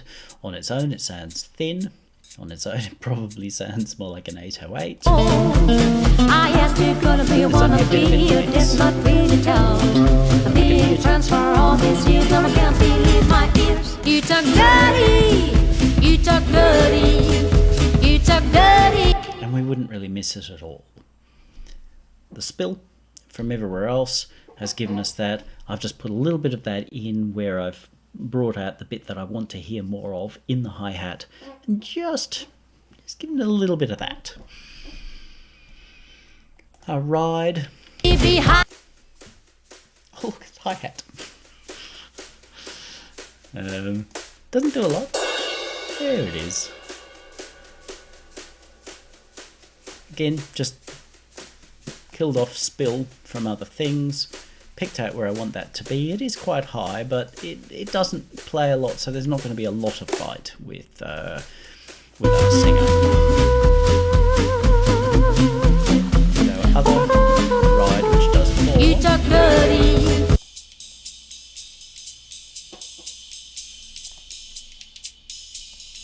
Again, we've got that spilt all over everything.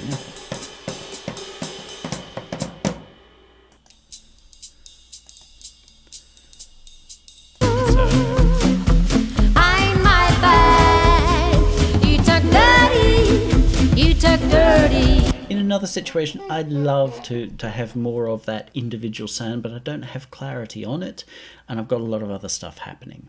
If it wasn't a vocal mix, then yeah, I'd probably worry a lot more about the body of that ride, because they're just great sounds. But in this case, it's not about a ride cymbal. It's not a laid-back jazz thing where we're grooving on a ride for the next 38 minutes until the side runs out. So go with it. And then there's some overheads here. Oh look, more hi-hats. But they bring in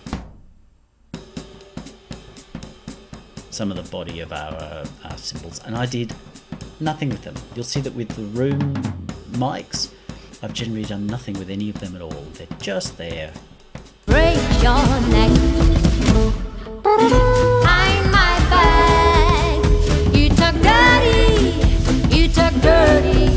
I've just panned them out, hard panned them out left and right, because remember, what I want here is for our band to be reasonably centered and the room to be the thing that wraps around us. So those room mics there are actually great because I can put them out here and they just help pull the room around us, envelop us in room, which makes everything feel really warm and intimate because we've got our band reasonably focused. I mean, there's a bit of stereo here. I have panned things, but nothing goes past 50%, and I think it might even only be one thing that does that. Basically, everything's within the sort of 25% left-right kind of thing, and the rest is my room that I've created with my reverbs and these room mics, which have got little competition out here on the fringes, on the outside lanes and the weeds, which means that they can come out quite easily and they really do wrap around into us. Those go into the drum bus, which goes into the rhythm bus, which is a combination of bass and drums. So we've got all our drums, we've got our bass, and then these, as I said before, they went through another one of these. But now I'm gonna break your neck. JD bars. I'll just ask her to take a back seat for the moment. Sorry, baby.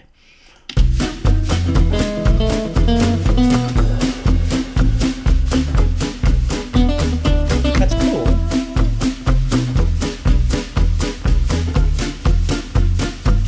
Once I put that in, remember I got about twice that amount of compression on the kick drum, but once this is here, hear how it tightens the groove. It accentuates and tightens the groove. It makes it groove harder. And that's what we want. We want this to groove hard. And this does that. Not aggressively. It's only about a dB that it's... But as it does that, it just... And that's what we want. So don't overdo it on your instrument. Or if you have overdone it on your instrument, as I did, as we just about all do, once you get to that point of tying your rhythm section together, RY for rhythm, then go easy, but back off what you've done on your instruments until you get that point where it all depends on the style of music you're working with as to how you want that to. If you're reggae, it's... But you know what you're looking for, or at least you should know what you're looking for. That's just a glue compressor designed to make it groove, and it does do that. It highlights the groove. Not because the players aren't good, the players are great. They're doing a lovely job. I'm delighted with them. But remember, we've got to lead our listener by the ears and by the feeling bones, so we really make the most of that groove. That's our drums, that's our mix, isn't it? We've gotten through everything. I know that's a long time, but they're really all the decisions that I made to get from there to here. You asked me, girl, do you wanna be? You promised not to tell. So I talked about myself. Then I had to go check my mix. And I realised I had some issues. Not really so much with a lot of what I'd done, but I had some issues with the overall level and punch of the mix. I liked what I'd got, but I also have to understand that this is not a track in the middle of an album where somebody is going to settle in for 30 to 45 to 60 minutes and live in this world that we are creating for them, between the actor and myself as the engineer, the guy who's balancing this up to tell the story, to make the most of the story that the artist is telling here. I have to be able to some extent compete with other things in the world. And I'd got some issues with a little bit of lack of punch compared to other things that people might encounter at the same time. And I have to deal with the fact that we'll be competing with some loudness war type mentality. So those mixes, like the other mix that came through with this, and their mix that's on their video, which are quite forward. Great, that's the style. It's the fashion of the day. That's okay, but it's not what I wanted. And the whole brief on this was, be creative, get what you want out of this. Some people will go off and turn into techno mixes and what have you. Good on them. Maybe one or two of them will do something that I'll think, wow, that's really cool. But this is the way that I want to see this. And that means I've got to take the listener to another place, but I also have to understand where they've come from. So if they've just heard another version of this where somebody's mixed it forward, which is going to happen when people come along and listen to 3 or 4 of these different mixes in one go. And the fact that if this is on Spotify, which is not going to be, but if it was, then they could come off some kind of hipster kind of mix, which is all really loud. And mine is not meant to be loud, it's meant to be enveloping, which means that the overall mix will seem a bit quieter, but once you take your time you can pour yourself into it. So the issues that I faced were the guitar, and I'd already realised that the guitar solo probably needed to push forward, because the way that I had the solo guitar was that it was supporting her. Doesn't need to be super loud. It doesn't want to intrude at that point, because we're still focusing on her, on our singer, on our lovely singer. But once it steps forward, once it's got the solo, it needs to step forward. So I simply automated that by turning it up a little bit and then turning it down a little bit. It's really only a couple of dB, but it just allows it to come forward. I don't want it to come forward like Eddie Van Halen forward, because it still needs to be, yep, I'm getting my space, but you know what, I'm still going to stand behind my singer, because I know where my place is, and my place is behind my singer. It's not like this. So just a couple of dBs, just enough to push it forward in the attention, to make it feel comfortable. And I did the same at the beginning, because when the track comes in, actually I will mute this for the moment. I'll have to come back to it. Oh, hang on, let's make sure I don't mute it there. Otherwise we may be wrong. So We'll mute that again. So this is straight with no automation at this point.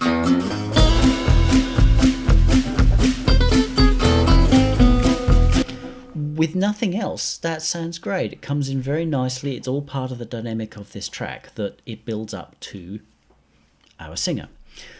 Problem coming out of another mix or another version of this is that it's a nice smooth intro that lacks punch, because everything else these days is all about punch, not in the cool, Joan Jett I love rock and roll kind of method of punch, but about right up, smack up your nose kind of thing. So I'm going to have to deal with how can I bridge somebody from that kind of mix, which is you don't have to think about anything. It's already plastered to your face. It's poking you up the nose, pulling in your nose hairs. And I've got to bridge across from that. So pushed our lead guitar a little bit. And all the guitars in general. Exactly the same lift, just a couple of dB. So that is cool. So that allows those to have just a little bit more presence forward, because if we looked at the levels of the mix at this point, we're quite a lot of negative dBs, as in we're not anywhere near 0 dBs. People have come out of a mix that's at probably minus or plus 3, plus 4 dB, limited to 0, and then suddenly asked to go into something that's minus 6 or minus 8. It makes it feel like, the energy's gone, and that's really limp, that's really weak. I don't want that, because not only do I want to feel that myself, but I don't want people to feel that about this song, about this band when they come in. So because I've got a quieter mix at that point, even though it's the nature of the song, on an album version, if this was in the middle of the album, I may not do this, but I've also pushed the whole mix. It's minus 3 dB, and it goes up. It's an internal thing. It's in the masters here. This goes. Well, watch it.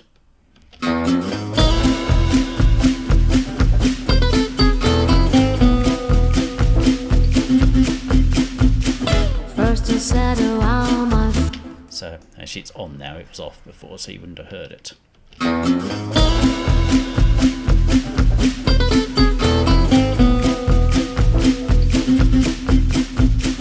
First you said, oh, how much.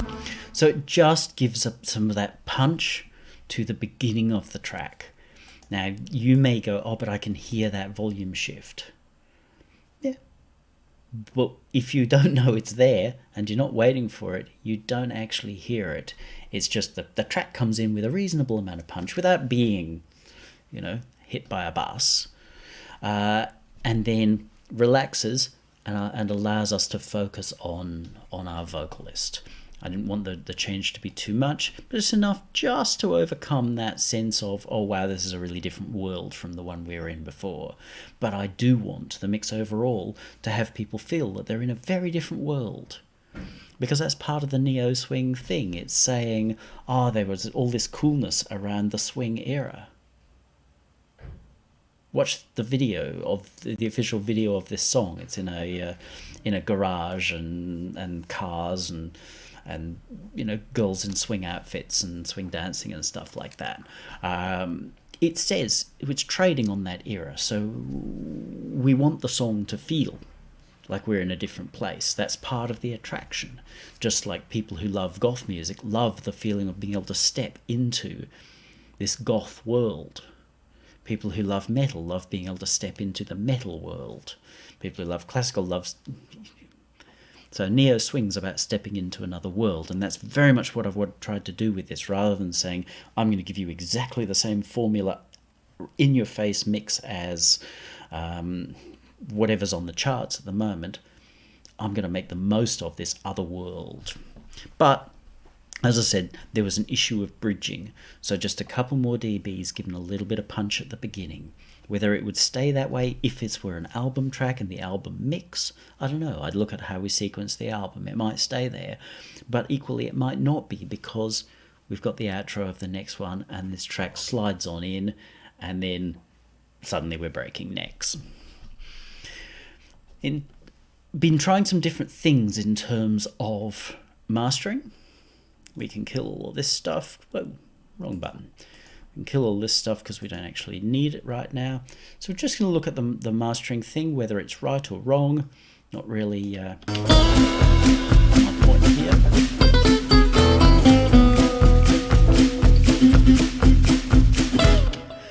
Normally in my personal mixes and my personal stuff, I'll be about 12 dB down. I'll be about minus 12 dB when my mix is done. This has come over a lot louder, so I've pulled back overall before I put it into my mastering process. First thing that I've done is just that little bit of saturation. First you said, oh, I'm my friend, and I was proud to be. I told you all my We could go heavy. crazy plans, and two is keen on me. But I don't want to do that. It overdoes it. With this, less is more. I don't want people necessarily to hear it. It's just that little bit of. Ooh. Now this is different. That I have been playing with, and I know this seems like old hat to most of you, but I have resisted multiband compression on masters, on anything really. And so of all mixes to sort of lead with, a multiband is probably the oddest choice. But I've got two good reasons why I stayed with this. I did try the lovely Masterbus SSL style glue compressor, and it worked as beautifully as it always works. But you don't get the same sense of clarity out of that as you do from this. And seeing this is neo swing, and while we're only wanting to point to the charms of 1938, we don't want this mix to entirely sound like 1938, because, as I said, if I pull out my best of Nina Simone, it has a frequency range of about this, from about 800 hertz to about 1200 hertz. I'm being a bit rough, but it's narrow. It's brittle, papery, nasty. It's beautiful, but from a modern perspective, it is not attractive.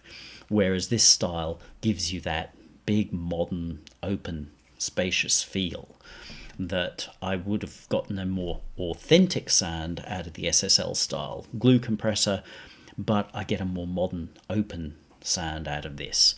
So that's a very good reason to actually stay with this. We hang around the shady bar. Bring this back up, which means that the balance between voice and music is going to be not as good, but we're listening to mastering stuff now, and we need to have our things kind of where they should be. Till the night turns into day. We wear so close, oh my dear, but then you changed your way. Now, interestingly, it sounds like I'm actually boosting my input levels or something, or output levels on this, but in many ways I'm not. You ask me, girl, do you wanna be? You promise not to tell. Levels are pretty well the same, but something that I've noticed with the multiband thing, and remember this is still kind of new for me, so I'm not an expert on this, is that because it's naturally tending to do more in the welly crushing here, it tends to provide more clarity here. So things actually seem to sound louder. It's a kind of like a simple, make everything sound more professional kind of a thing. So I can get why people tend to be so sort of, oh, you got a multiband compressor. I think a lot of them don't really know what they're doing, but I can see why people are so attracted to it. Quite apart from the whole, like, it's got 7 trillion knobs, which somehow seems to appeal to people. I'd rather have one knob. Not that I like those one knob devices, because often they are just pure shite in terms of what you can do with them. It's not to say they sound bad, it's just you can't control them properly. So I talked about my secret fears, I can't believe. You took dirty behind my. You took dirty. But now I'm gonna break. It's taken over my door controls. I spent some time going backwards and forwards finding the right point for that bass.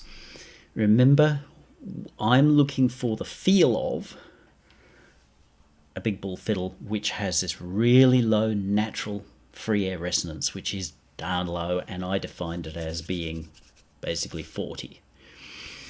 So I'm using that, making that band fairly narrow. For my own stuff, I've found making the band fairly wide. But this, I just wanted to target that as you hear, because that is not meant to be clear. It's just meant to have that feeling. And even if you're listening on a set of speakers that are not reproducing down there, the feel is not that much different from if you've got your sub. As long as your sub's reasonably set up. Carrying this off into my lounge room with the cheap Sony system, or cheapish, as in not hi-fi, not audiophile. The sound there with a sub and these big ghastly towers is not significantly different. The feel is not significantly different from through my NAD into my Yamos, which handle bottom end very nicely, but you can't hear super sub stuff. Like if you send me one of those bass mixes where it's all about everything between 30 and 31 hertz, as the whole song's down there, I can't hear anything at all, which is not a failing. Whereas this, I can carry it between different systems, and you still get the feeling of that you get with a double bass. So that's why I've really honed in on making sure that's nicely controlled. Your neck. You talk about 100 days and to belong. Not very nice on its own. Well, aren't you just playing games? But that's part of the thing. There's quite a bit of energy in there, so it's getting compressed as we go, and that's cool. But this one was very deliberately chosen. Oh, sorry.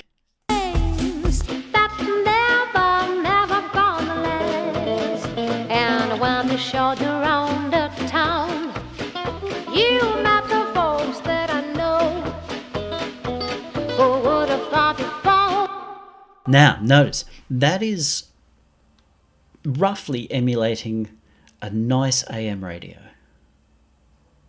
We can still very clearly hear our double bass with the impression of the extension, which is actually not audible because it's gone.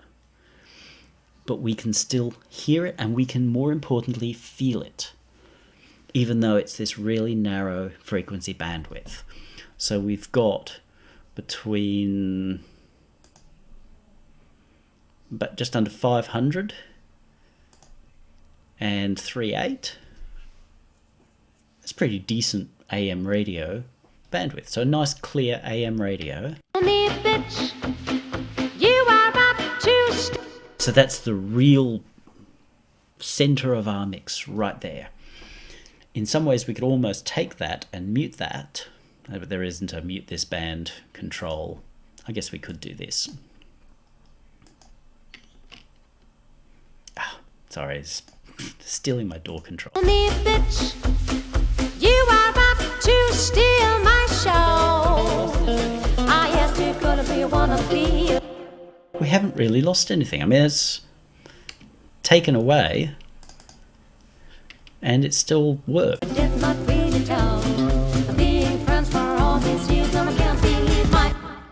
Now, if we were thinking modern mixes and what have you, we might say, oh, well, that's all the ugly shit, so we'll actually turn that down. We might say, oh, well, I'll de-emphasize that. You talk dirty, you talk dirty, you talk dirty behind my.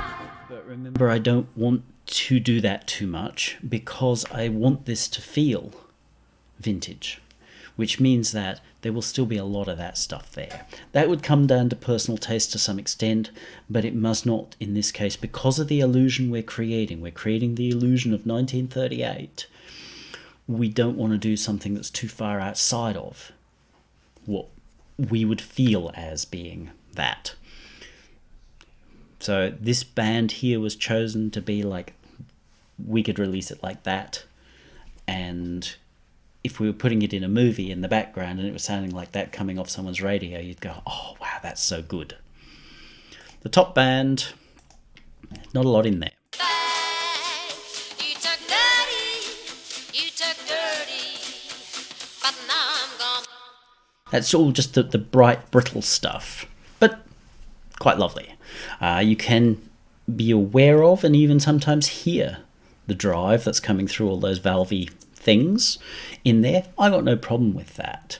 I want this to be a bright mix. I want this to be lovely and clear and bright, and to have that little bit of grit in it, to feel real, because grit makes things feel real. So they're my bands. Break your neck.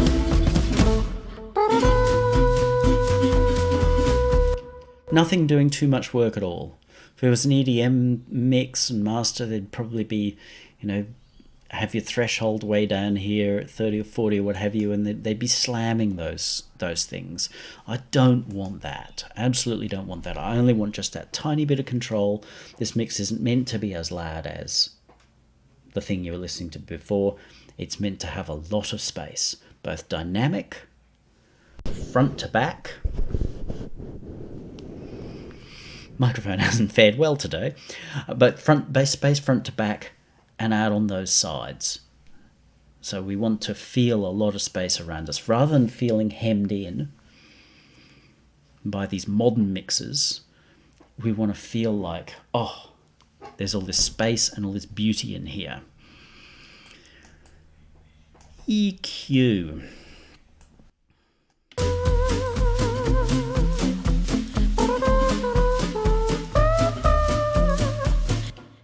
There were a couple more cuts in here until I went and took it out into the lounge, and then you know what, I didn't love them. One of them was actually in there, and that is in that sort of ugly band 2 on the multiband. The sort of, and I backed some of that off, but you know what, I didn't like it when I got it out there, because it kind of felt that there was a disconnect between this. Now remember, at the time I had 12 dB on that kick drum, which worked beautifully in terms of giving this, but it had overdone it in comparison to a more modern mix. So that combined with this just created a kind of a disconnect between the woof, woof, woof, woof, woof going on underneath, not in an EDM hip-hop kind of a way, but it had just overdone it. So pulled back the boost on that kick drum, even though it was super effective, and let go of the drop there, because I wanted everything to feel very connected. And I did have a bit more boost here, and I did have a cut here, just to try to keep things a little bit warmer. The high boost here obviously adding a lot, and this minimizing some of the papery, but I decided, I don't want to overdo this. It wants to feel really natural, even though it's not. It wants to feel natural. So a little bit of sparkle, but not too much. So it still feels natural. And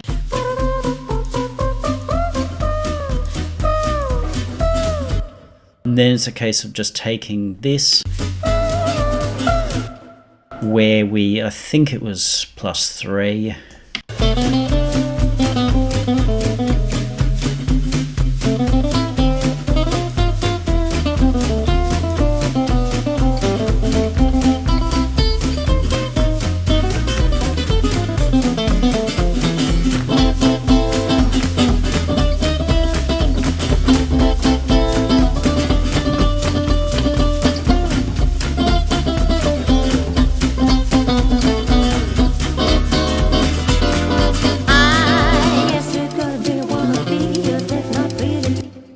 So it's at most, and I pushed this harder than I would have wanted to push it, I would have been happy to keep it at peaks of 0 or plus 1, but it'll go to probably plus 2 or plus 3.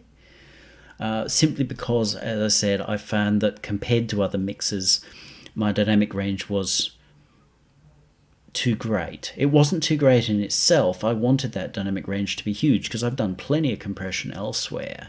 Maybe not as much as you might do on a modern mix, but I've done plenty of compression. But my problem was the comparison, not the mix. The space in itself was wonderful, and I don't like shaving off even an extra dB or 2 because it's reducing that space here, which means that we're reducing our space here and here. But it has to stay a bit comparable. So I pushed the overall limiter a couple more. Being friends for all these years, I can't believe my ears. You talk dirty, you talk dirty, you talk dirty behind my back. So we've got the right crest factors. We've got -12 on our RMS and our peak at 0. That's it. We know it's right. I'm outputting at -0.3 of a dB, so I don't explode someone's Kenwood or YouTube. And check it a couple of times, print it, done. You heard that on the way in. I'm delighted with the mix. It delivers to me what I would want to hear if I were finding this record somewhere. It's delivering how I would like to feel if I were in that room with my partner, or hoping to find a partner, if I were in that room and dancing on the floor. That's what I would like to feel. It delivers a beautiful and a slinky feel out of her. So then when she says, "I'm going to break your neck," it's like, but it's not like, "Oh, that's morally wrong, miss. You shouldn't do that." It just makes her sexier. And that's important. That's part of the whole thing. We want this to be attractive and a little bit wrong. It's part of the sexiness of the whole thing. And putting in the reverb and giving ourselves a lot of space in every dimension and turning that bass into more of a right under the mix rather than driving the mix has given us that feel. I'm sure we could find a million reasons why it's not the same as my Nina Simone record or a Shirley Bassey or whatever, whoever from 1938. But it gives us some of those cues, some of that illusion. Just like when we listen to a Sade record from 83, 84, Smooth Operator. It screams jazz and beautiful and lovely, even though it's in many ways quite a 1980s mix. So we're just taking those cues, and I believe I've gotten them because I really like it, and I'm enjoying the song, and I'm sort of thinking, gee, if only there were a record mixed that way, I'd get it. I hope you can also see that. Whether you agree with the decisions that I've made or not is not the point. Obviously, I'd love it if you do. But what I hope you understand is how I set out to achieve a particular outcome and then worked on achieving that outcome to deliver quite a different feel from what was there before. I haven't changed a note, haven't changed anything. All I've done is control the tone, the time, which is your compression, and the space, which is between the reverb that I've created for this, the room that I've put her and the cats in. Sorry, cats, you've kind of gotten the short end of the stick in this, but you know what it's like being a band. You're there to support your singer. And you've done a super job because you've made it really easy for me to make her come across grand. And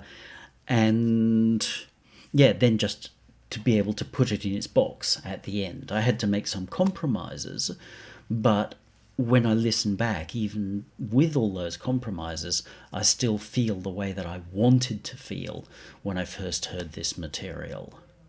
If you have any questions, down below. If you're not sure that I quite got it right, by all means, talk to me. Please don't be one of those people who just puts a thumb down on it and runs away. I know there's one of you out there who does that in just about every video of mine. I feel sorry for you, I really do. If you want to have a discussion with me, have a discussion. I am delighted to have a chat. You'll probably find it hard to get rid of me. Let's engage on why you think perhaps I did it wrong. So, Benedict, when you did this, why did you do that? If I haven't already explained it, if I have explained it, please don't ask me again. Watch the damn video. But if you want to understand that a little bit better, I see you said this, but then you did that, or normally people say you're supposed to do it this way. They say always cut, never boost, and you boosted. Ask me these questions. I am happy to converse with you on that. But you know what I'm even more interested in is getting a track from you so that I can mix it for you. Commercially is one of the options. Pay me to mix your track. Please don't pay me $5 to mix your track. Don't expect me to be engaged when you've offered me 50 cents an hour. Not cool. Or if you're open to being on this mix walkthrough platform, contact me. You have a great day now. I hope this has helped you learn something.